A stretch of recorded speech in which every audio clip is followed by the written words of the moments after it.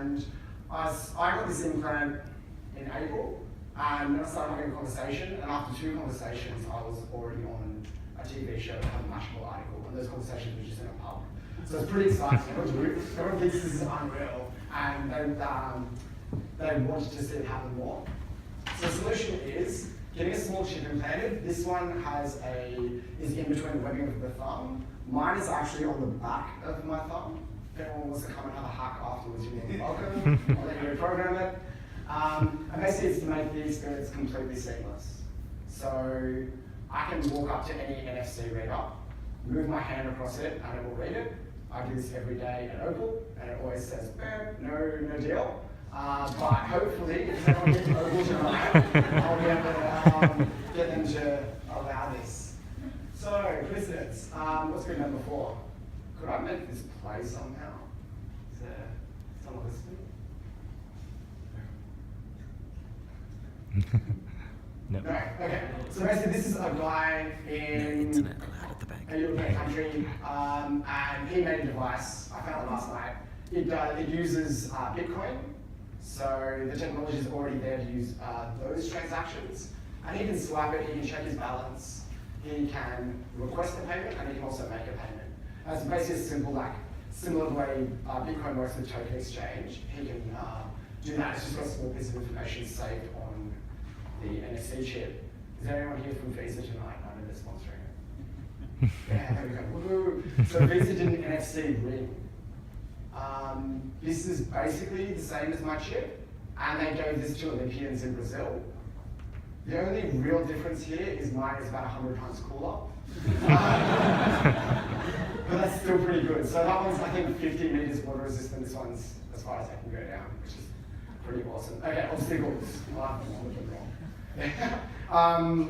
Okay, so does anyone know how much information an NFC PayPass generally uses? 2 to 4 kilobytes. So you need about that amount of space. This has 868 bytes. That's a limitation that can't be overcome at the moment. It's bigger than like a cat or a dog RFID chip, but this is the cutting edge or bleeding edge. So it uses a protocol called MyFair, and PayPal and Opal, so PayWave and Opal use Desfire, and that's, from my understanding, is a protocol that sits on top of MyFair. That's what requires the 2 to 4 kilobytes. So a lot of the security happens on that layer, and we don't have that yet, and we won't be able to do it. So that's a limitation we'll have to overcome. I'm sure there's someone from the bank here that'll say, oh, we've actually got this thing, and that's how we go. So the security is a problem. We've kind of thought of some ways around that, and the other thing is the read distance. So if you look at your key card, around the outside, around the outside of the card, there's a wire, and that's the antenna. So it's quite big. It's what, like 10 centimeters by 5 centimeters. That entire antenna is wrapped up inside a piece of glass inside my thumb. So it can't read anywhere near as far. Let's say we're looking at developing. We've got some funding to do implantable research if we want, and the first thing we'd be looking at doing is increasing the read distance. So I wouldn't even have to swipe my hand across it. I can just walk past and it will debit from my account. Future, even further forward. So yeah, as I said before, the next one, I'd love to do Opal. Who here is obsessed by Pokemon Go? Yeah. So I'd love for microtransactions to be processed through my thumb and through Pokemon Go. We've thought about doing things like linking it to Fitbit. So it might be able to have biosensors that would monitor how much you've exercised in a day, and then it will let you buy Mars bars if you haven't done your 10 days. But you can do all sorts of other fun things when you haven't sensed your body. I think the biggest thing is that a lot of money is being spent on biometrics, doing things like eye scans, fingerprints. What we've done is take the complete opposite approach, and instead take technology that already works and put it inside your body. Thank you very much.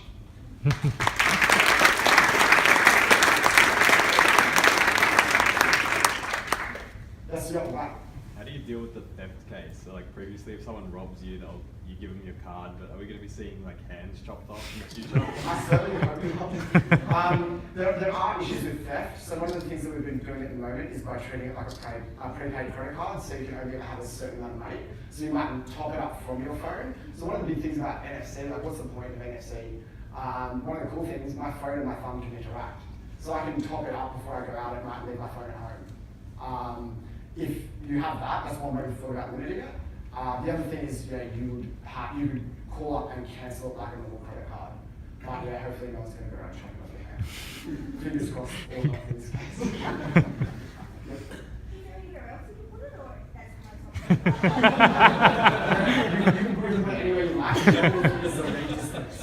So there's a company called Freetronics down in Melbourne, and Jonathan also actually has an RFID chip in here, and that's to open his front door. So when he is carrying stuff, he can just.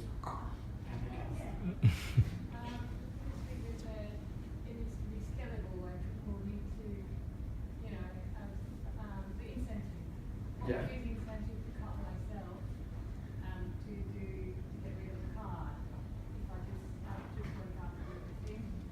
That's a very good question. That's a very good point. So this actually came about by accident because it was a few friends of myself that just wanted it for us, and now everyone else wants it as well. So I know someone that uses RFID to get into a business club, and he just did it with an RFID chip in his hand, and he uses it. And he set up their infrastructure for them, but then they see him using it and they say, I want that too, because that's really awesome. So realistically, I'm not too fast. It can work with any NFC device. So you could put it on a ring or a piece of jewelry. You can have one card that does the same thing, and ultimately our technology will drive all of those things. So we're going to write software there, the third party type thing that will sit in there and process those payments and manage how they're being managed. Yes? Slightly off the wall question. Is it in your right hand or left hand? Just first of all. This is Michael Beast. Yeah. So yeah, mine's actually my left hand. My girlfriend's dad is a pastor, Right. and he's a big conspiracy theorist as well. And he goes, I showed it to him and he started quoting me, Mark of the Beast, so you can only pay. And we thought about maybe playing on that a little bit in our advertising. We're really subtly. So all our revisions for each software will be between version 1.3 and 1.6, because that's the so fun ways to play with it, yeah. I've got two questions. Yeah. First question, does it hurt when you're getting your thumb? It depends. So it's actually a tricky one because because the antenna is so small, the first time you interact with the device, it can take a little while to work out where the reader is. Now, so the first time I used, has anyone seen the Commonwealth Bank Albert devices? It took me about 40 minutes to get it the first time, and now I can get it in under a second. I know exactly where it is, I know exactly what motion I need to use, and now it doesn't hurt at all. After running my thumb across that glass for 40 minutes, yeah, I'm really. What was your second question? I guess, are you worried that it might cause cancer or some other sort of health issues in your hand, maybe arthritis? I'm a geneticist. If that causes cancer, there's the least possible thing that's going to cause cancer. Like I've scored cancerous cells all over my face before. So, I think, yeah, actually, it's safe. It's borosilicate glass. It's bioinert. So it's the same as like maybe titanium or surgical stainless steel. The only thing is when you have it implanted, it has problems. So things that go inside the body are really good for getting infections attaching to them. So if you do get it done, you have to make sure it's done in a completely sterile environment. You have to look after it for at least the first week really carefully, because you're going to pierce it and potentially push bacteria in. If you do that, they can start growing around the device. So what was that, sorry? Yeah, you can upgrade it. I think that NFC's around for a while. Like we're talking about it as being an emerging technology now. So I think it's got a fair while, but I'll probably keep it and just add more. It has unlimited reads, but about between 1,000 and 100,000 rewrites. But as we're looking at maybe 150 transactions a year with cardless stuff, that can actually last you your whole entire life. And last question.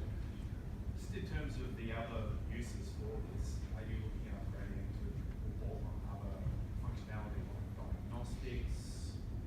Yeah. definitely. Like, so I've got a bit of a background in diagnostics, and I would absolutely love to have that. Ideally, it wouldn't be powered by an outside device, so it would be cool if you guys are interested in that in general. There's a company called Grindhouse Wetware, set up by Luke Cannon, and he's looking at things like lights and maps and things, so you could actually integrate a whole heap of other things to it. Maybe a little like haptic feedback sensor that would tell you where the nearest Pokemon is. Awesome. Thank you very much.